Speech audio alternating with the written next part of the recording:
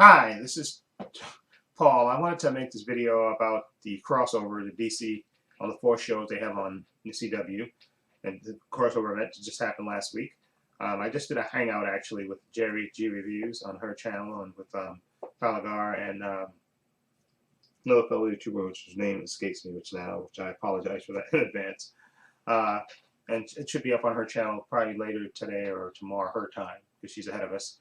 But and basically I'm going to basically repeat in this video what I said in that video about this crossover being a disappointment to me.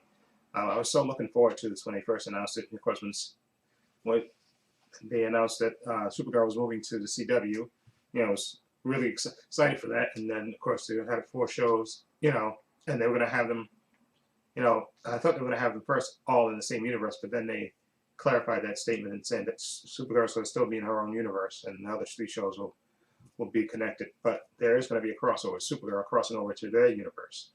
Okay, so I'm looking forward to this, and they advertised it as a 4-night event. Okay, it was the first thing, which actually technically they didn't lie because actually, but the reality of the situation, again, this is going to have spoilers in it, so before one, we'll say 4 spoilers in the title, but it wasn't. Okay, Supergirl, the crossover, it was just a normal episode for her. And in the last minute, you got to see Barry Allen, aka the Flash, and Cisco from Flash cross over into her universe to come get her because of some alien threat, the Dominators, which they call them the Dominators, and they were going to cross. So they basically, their plan was to fight those aliens. They needed their own alien, and they were going to grab Supergirl and bring her over, which is what they did. So they were all barely on the show for like a minute, I think max, and that I'm being generous with.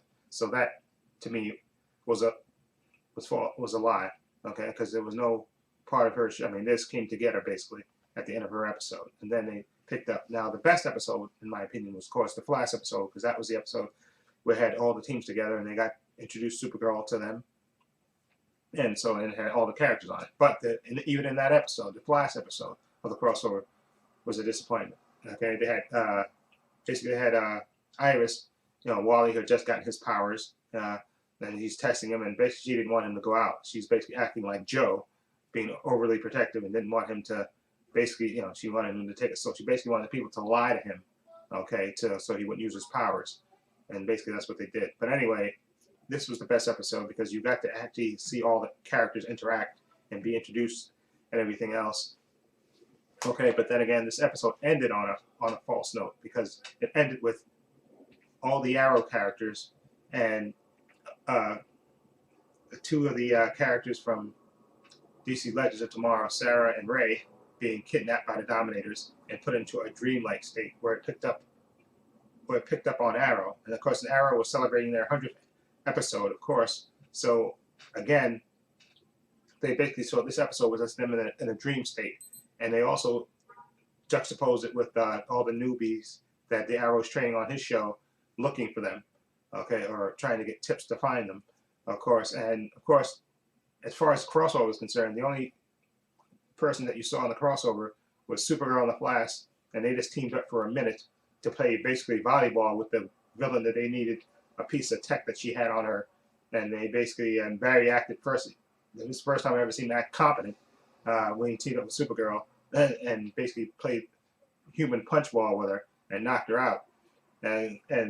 But basically this episode was mostly focused on Arrow and his show, nothing, until he gradually realized. And of course, Arrow ripped off Batman, of course. When he had that. I think there was an episode on Batman the Animated Show where he had the perfect life where he never became Batman.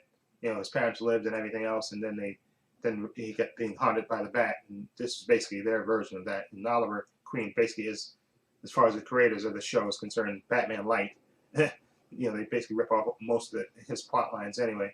But anyway, so this episode was mostly focused on Arrow. So again, just that little miniature bit with Supergirl and the Flash interacting with Wild Dog and the newbies just for like a minute, and then they vanished. No other Legends of Tomorrow character on this show of Arrow, except excuse me, I take that back. They were on the show when they broke up out of the dreamlike state and they hijacked the ship and was taken off, and the Dominators were chasing them, and they got beamed up, of course, by the new character. I forgot the character's name, Steel. He picked them up, and that was the only other character besides Sarah and Ray from Legends that you see. You didn't see Firestorm and nobody else. And then, of course, it picked up on the conclusion with DC's Legends on tomorrow. And that episode again, characters disappear. You know, you didn't even see Firestorm. You saw again characters disappeared again. You know, it picks up where that Arrow left off with the heroes regrouping, but not all of them. Okay, not all of them. You didn't see Firestorm for a good half hour. You didn't see Diggle. Okay, all they did was get together and say, "Listen, we got this plan to defeat the Dominators and stuff." And basically, you had Arrow tell Supergirl that he wanted her to stay out of this, and basically sidelined her character, so she disappeared again for a great period of time. And again, and then what my problem with this show was, this team up was that they didn't make it consistent. They basically tried to do their own episodes and do the crossover at the same time, which I think was a fatal mistake. I think that made everything disjointed. You didn't see people would disappear for no rhyme or reason. Okay, and it was just to me it was a cluster. Okay, it was a cluster F. Okay, to be quite honest with it, and that's why it disappointed me. I think and I suggested this in that when I did the hangout with Jerry and Falagar, I said what they should have did with that crossover is what they should have done is, because I know the mid-season finale is, and they want to do the crossover during sweeps, so get the maximum viewers.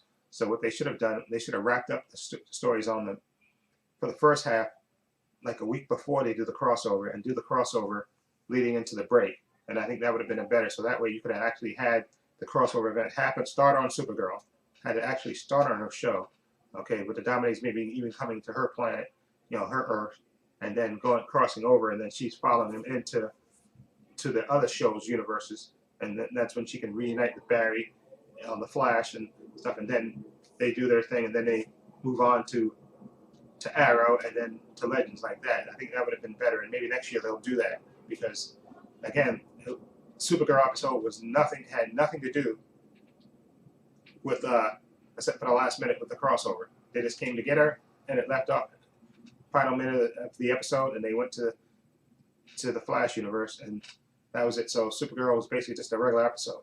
In the Flash episode, they did have all the characters on there, most of them, and then so that part was good, and you got to see the various characters get introduced and interact with each other until the end of it, almost the end, and then that's when the characters from Arrow got zapped up to the Dominator ship, and of course when it picked up again on Arrow, the majority of the episode, 90% of the episode, was them in their dreamlike state on Arrow to celebrate their 100th anniversary. So they brought back the actors that played his parents, who were killed off and stuff, and a lot of old characters and stuff, Laurel and everything else. And it just, again, characters would disappear, and again on Arrow, you saw Supergirl and Flash for like a hot minute, and then they disappeared. And you see none of the Legends characters besides Sarah and Ray, who got kidnapped, and they were originally on Arrow anyway. So you didn't see any of the Legends characters on, except, again, like I said, except the new character Steel towards the end when he saved him with the spaceship. And then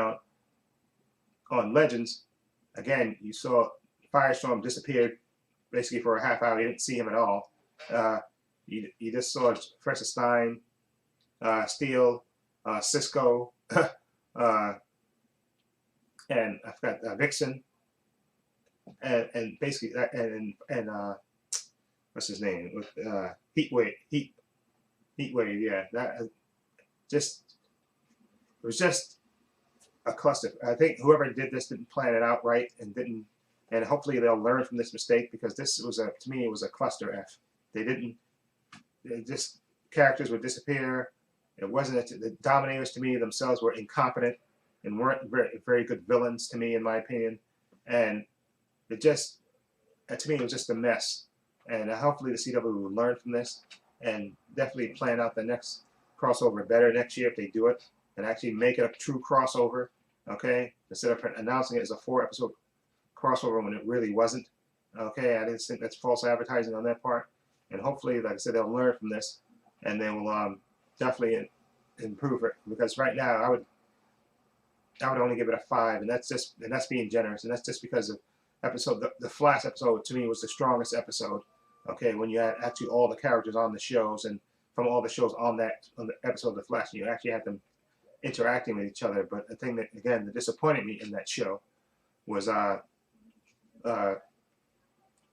what's her name, Iris, lecturing, basically lying to Wally, not wanting him to be the Flash, uh, and also the Arrow characters being brainwashed, all the characters, so basically it was all the superhero characters against the Flash and Arrow, which that part was okay. Okay, it was okay, but there was just that reason for them to do that.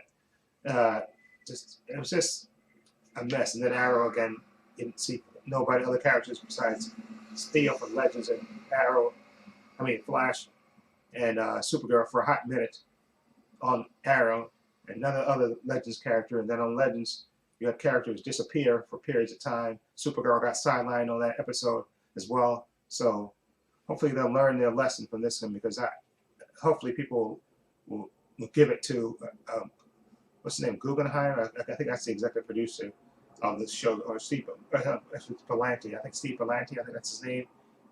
He might be the executive producer. I think Guggenheim might be one of the showrunners.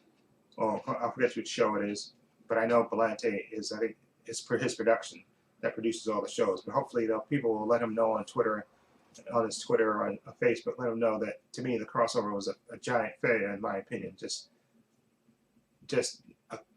horribly written, and they have to keep it separate, I think, from the regular episodes of the individual shows. That's why I say wrap up the season, the mid-season finale like a week before you go into you on that winter break for all the shows, and then do a true crossover over all 4 shows. That is the best way to do it, in my opinion.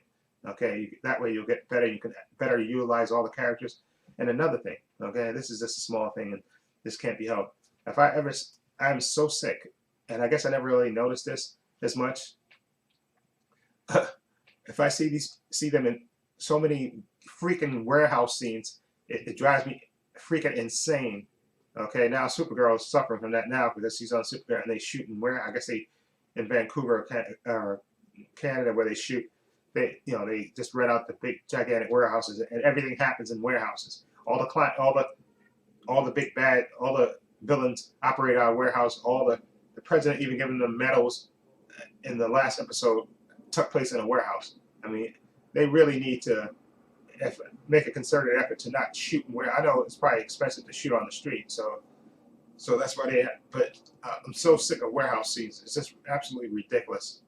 Getting to the point where if I had a drink for every warehouse scene, I'd be blitzed out of my mind all the time watching these shows. Okay, kill the warehouse noise. Really, there has to be some kind of studio up in Vancouver where they can shoot out of, instead of these freaking warehouse scenes. It just gets to a point where it's absolutely freaking ridiculous. Okay, seeing the same warehouse on 4 different shows. It's just getting absolutely ridiculous. Anyway, let me know what you think. Sorry for the rant. Let me know what you think of the DC, the Fortnite crossover event. What do you think of it? Feel free to leave comments down below. If you like this review, please hit the subscribe button down below. And this is Paul saying so long and take care.